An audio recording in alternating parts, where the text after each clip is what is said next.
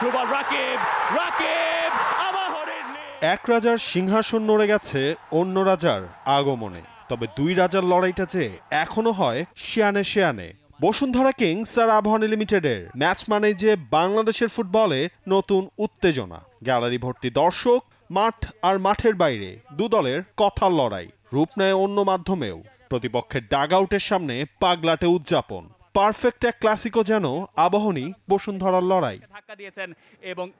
Federation কাপের নতুন ফরম্যাটের প্রথম ম্যাচ। ক্রিকেটের আইপিএল এর আদলে গ্রুপ পর্ব পার হওয়া 4 দল নিয়ে কোয়ালিফায়ার আর এলিমিনেটর ফরম্যাটে দুই গ্রুপ চ্যাম্পিয়ন বসুন্ধরা আর আবাহনী এক ম্যাচ জিতে চলে যাবে ফাইনালে।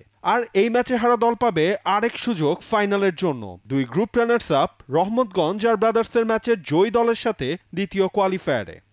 আগের কি হয়েছে না হয়েছে সেটা আমাদের কাছে খুব একটা গুরুত্ব বহন করছে না। আমরা চাই মাঠে যে 90 মিনিটে বা প্লাস যদি কোনো কিছু থাকে সব কিছুকে মাথায় রেখে আমরা যেন এই খেলাটাতে জয়লাভ করতে পারি। সমর্থকরা লিগ টেবিলে চ্যাম্পিয়ন বসুন্ধরা কিংস থেকে 3 পয়েন্টে এগিয়ে আবাহনী। সব মিলিয়ে 17 দেখায় কিংসের বিপক্ষে জয় মাত্র 3টায়। এবারের মৌসুমে লিগের প্রথম দেখা এসেছে যার একটা, বাকি দুটা স্বাধীনতা কাপ আর ফেডারেশন কাপে। ফেডারেশন কাপে দু দলের তৃতীয় দেখা হতে যাচ্ছে এটি। এবারের মৌসুমে সবচেয়ে কম গোল কনসিড করা দলটার নাম আবাহনী লিমিটেড। লিগ আর ফেডারেশন কাপ 14 ম্যাচে গোল কনসিড করেছে মাত্র 2টা। তবে গোল দেওয়ার ক্ষেত্রে যেন পিছিয়ে আকাশী নীলরা। সব দেশি ফুটবলার মিলে মারফুল হকের দলটার প্রথম লেগ পার হলেও দ্বিতীয় লেগে আবাহনী ডেরায় ফিরেছেন পুরনো দুই বিদেশি। মাঠে রাফায়েল অগুস্তো আর গোল স্কোরিং এর চিন্তা কমাতে এমেকা। ইনজুরি কাটিয়ে ফিরেছেন লোকাল স্কোরার সুমন রেজাও। আবাহনী এই সিজনে তারা খুবই ভালো করেছে এবং তাদের পারফরমেন্স মানে খুবই ভালো চোখে পড়েছে সবার, এটা সবাই আমরা জানি।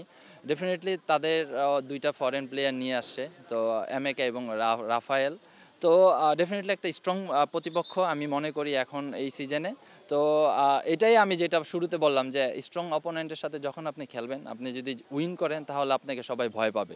তো ওইটাই আমাদের টার্গেট। আমরা আসলে ফার্স্ট ফাইনালে যেতে চাই, কারণ এটা আমাদের জন্য অনেক, আমার কাছে দুইটা জিনিস, এক হলো আপনার রাইভাল, এক হলো প্রেস্টিজিয়াস ম্যাচ। তো এই দুইটা থিং আমরা সবাই জানি যে আসলে আমাদের এই ম্যাচটা কতটা ইম্পর্টেন্ট। সেই রাফায়েল এমেকাকে সামলানোর জন্যই প্রস্তুত হচ্ছে বসুন্ধরা কিংসের গোলকিপাররা। শ্রাবণ ও জিকোকে গোল না খাওয়ার তালিমেই যে দিচ্ছেন কোচ নুরুজ্জামান নয়ন। এই ধরনের ম্যাচ অনেক হাড্ডাহাড্ডি ম্যাচ থাকে এবং দুই দলই যেহেতু স্ট্রং, সেক্ষেত্রে অনেক ধরনের টাফ বল আসার সুযোগ থাকে। তো সেখানে একটা গোলকিপার কিন্তু অনেক বড় পার্থক্য তৈরি করতে পারে। দল বদলে নতুন করে 4 বিদেশি এনে শিরোপা লড়াইয়ে ঝাঁপিয়ে পড়ার আগে ধাক্কা খেয়েছে বসুন্ধরা কিংস। মিগেল দামাসেনো এখনো ফেরেননি দেশে। ইনজুরি কাটিয়ে ফেরার পথে আছেন Argentine striker Juan Lescano. Ivan সিতিরও মাঠে নামা নিয়ে রয়েছে শঙ্কা। তপু বর্মন ফিট হলেও যে তারিক কাজীর খেলা হচ্ছে না এই হাই ভোল্টেজ ম্যাচে। একটা টিমের একটা ম্যাচ উইনিং একটা লিডারশিপ প্লেয়ার একটা টিমের অনেক বড় ব্যাপার। মিগেল সেটা প্রমাণ করেছে।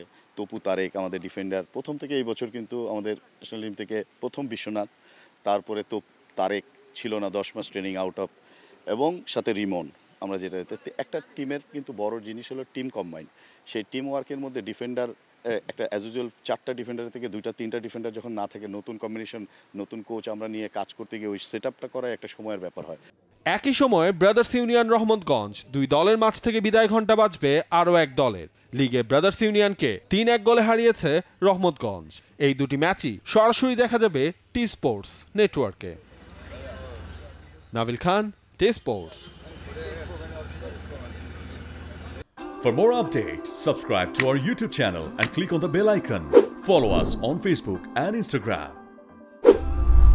Download T-Sports app to enjoy exciting games and highlights. Visit tsports.com.